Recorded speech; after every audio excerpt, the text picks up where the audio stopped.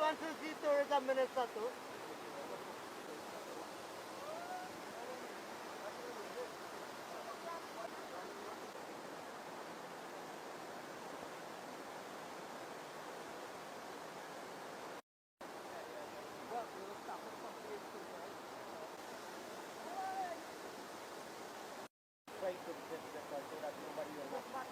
Jerry, Jerry.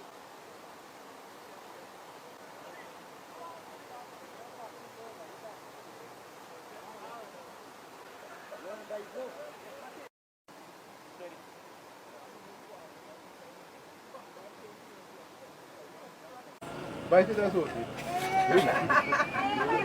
You can't bite it just like that? No, you got to. You bite it just like that? Peeling this to go boil? Yeah. Now you don't boil this and I come for some. Alright. Chicken. You know what's a pokni? In the countryside, when I was growing up, we had one like this. Well, not one, three like this. And it has something called pokni. It's a pipe, you put it in a blow, and the fire comes back.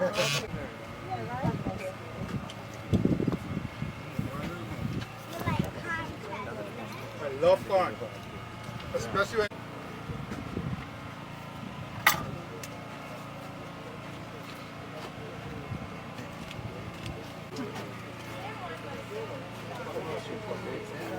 real good.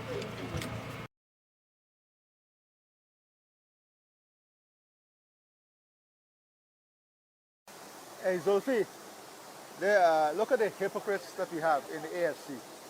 You know, when we were in opposition, when they shut down all the sugar estate in Region 6 and across the country, close to 8,000 people directly lost their jobs, most of whom are from Region 6.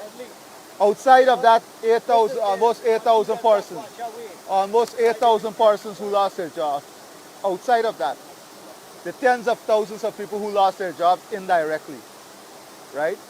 And it's the same set of people who shut the industry down, who told the rice farmers after promising them, what was it? $9,000 a bag. And it gone to $2,200. It went down to $2,200 and then they tell the rice farmers it's private business. Right. No support for rice. Shut down the sugar industry. They sent home Tujau. They sent home over 2,000 CSOs. Send them home. The APNU AFC, of which Nigel Hughes was the chairman, of which Ramjitan, Norton, all of them were part of it. And today these same people, it's not feasibility study that they want for Barbies Bridge. Again, just like they killed the hydro, today we would have had the hydro, clean energy, and the cost of energy would have been half of what it is today. They killed that. But Chief, you know, generally, anything for Barbies, these people are fools. But listen, when we built the Barbies Bridge the first time, it was the same problem. Same problem. Any investment, we're doing the Wisma Bridge, the Barbies Bridge, the Demerara Bridge. We're looking now at bridging the Kwakwani River. We're looking at where the new bridge will go. The Quarantine River Bridge. All these are things we're doing to expand production, improve competitiveness. You recall, when I went to the meeting representing the PPP in the opposition, you know what the AFC and APNU said? When I said, where is the socioeconomic study that informed closing the sugar estate? They said, we don't need that. What do you need that for? This thing is a burden on the people. This is a burden on the state. That was how they viewed the sugar industry.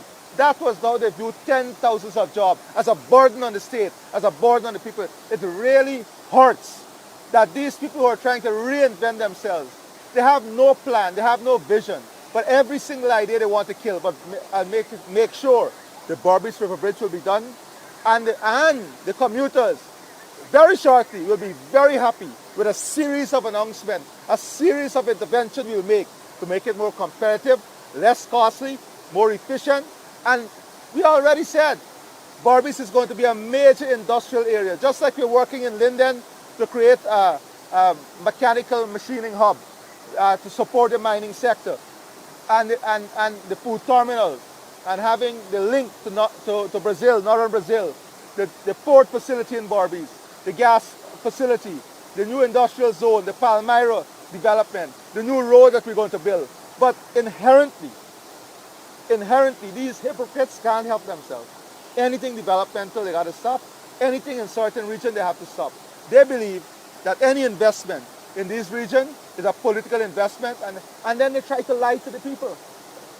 Look at what they did to the land tax, rental, GNI charges. You know, They increased that almost 6,000%, these land rental and DNI charges. You know, entire community were destroyed. The whole country, you know, for a fact, when you went in country, the workers came and plead to you that, and you said that when the Pacific get back into government, we'll reopen the estate, and we stand on our word. but not only reopen, we're going to ensure sugar survive. We're going to ensure sugar is competitive and viable, and we're going to expand it. And we will ensure that Skeldon is a factory that contributes to the positive transformation of the sugar industry. But outside of sugar is investment in the hinterland. Tens of billions of dollars of road to show. We are building to open up these communities, support livelihood, support food security, support recreational facility, support health center, education. Thousands of young people are benefiting. These are the things we are doing. You know, to show? Yes. And you know, you're feeling it. I follow you. Right. So good. So you know, sometimes you just got to ignore. The thing is that the president comes himself to reach with the community. The president visited in all the regions in the hinterland, all the regions in Guyana, and he himself has first-hand knowledge what is taking place in the hinterland. That is why over the last 4 years, over $4.5 billion from the Ministry of Agriculture only, leaving out what central government or the ministry have been spending to do agriculture and food security in these communities. Remember, they threw out the LCDS. We came back and brought back the LCDS. Billions of dollars, billions upon billions of dollars transferred directly to the agriculture communities from the LCDS. That wasn't there, they threw it out. Look at these people's record. They blocked the hydro.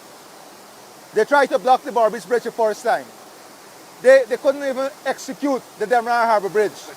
They blocked the specialty hospital that would have had maternal hospital, children care hospital. Today, every Guyanese would have had cardiac surgery half the price. They blocked that. They killed that. They tried to block the airport. And then when they came back, they reduced the size of the airport and increased the cost. And these same set of people, these same hypocrites are trying now to create again. They're trying to create an environment in which development must be stymied and blocked. They don't care about the country. They don't care about development. What they care about is political expediency.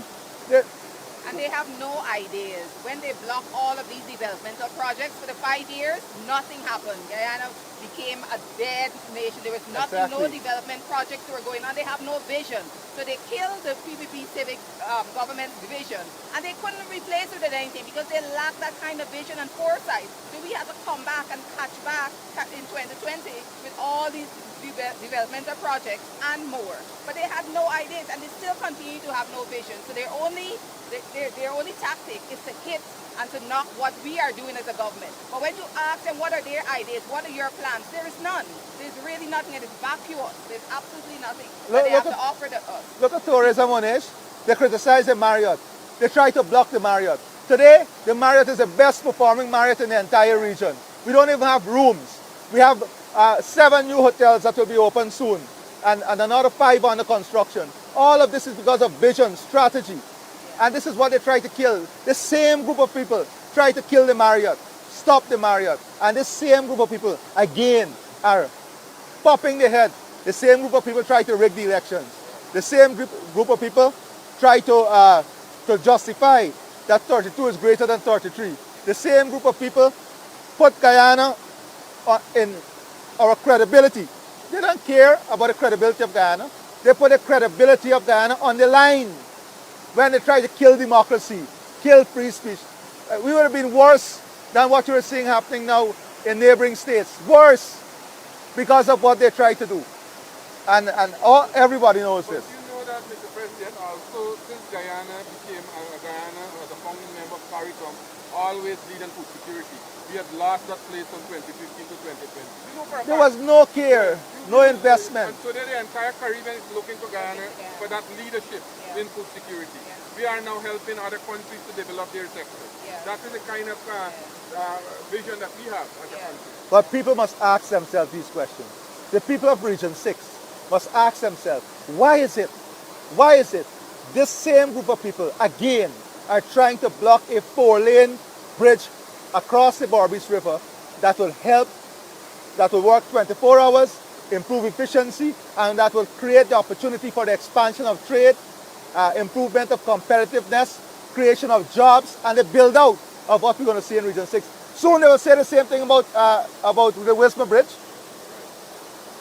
They're going to ask for the feasibility study for the Wisma Bridge because we are going to invest in that Wisma Bridge. We have already invested in it.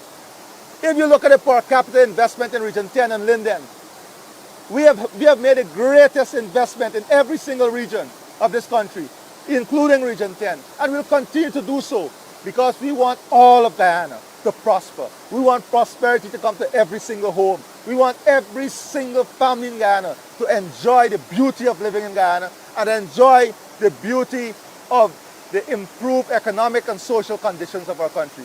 So, this thing is just, So that is the reason they are opposing, because they know for a fact that your mission and the civic government mission is to bring everybody under this one Guyana initiative. Now people are not bothering with them. People are embracing the plans that you have. People are embracing your vision. People want to see development, and people's lives are improving every single day. That is the kind of vision that we have as a government. And that is why when you go into a community, be it which communities across this country, people are embracing you, and people are embracing your program and policy that you have, because they are seeing improvement in their life, and they are seeing that the future for their children are bright. If you ask the Minister, tell him some of the things we're doing in tourism, the improved traffic that is coming in. In tourism, from since 2020 to now, every single year we are seeing more and more increase in visitors. When visitors come to Guyana, they spend their money.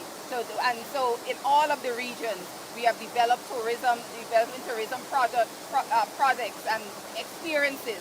So like here in the North Pakaraimas, we're developing a North Pakaraimas experience. So when visitors come and we direct them here, they say there are things to do in the North Pakaraimas. So people come with their dollars and they spend their money, and your craft will be sold, your food vendor, everybody will benefit economically from this build out that we're doing in tourism. And for every single region, every month, in September used to be a very slow month for tourism.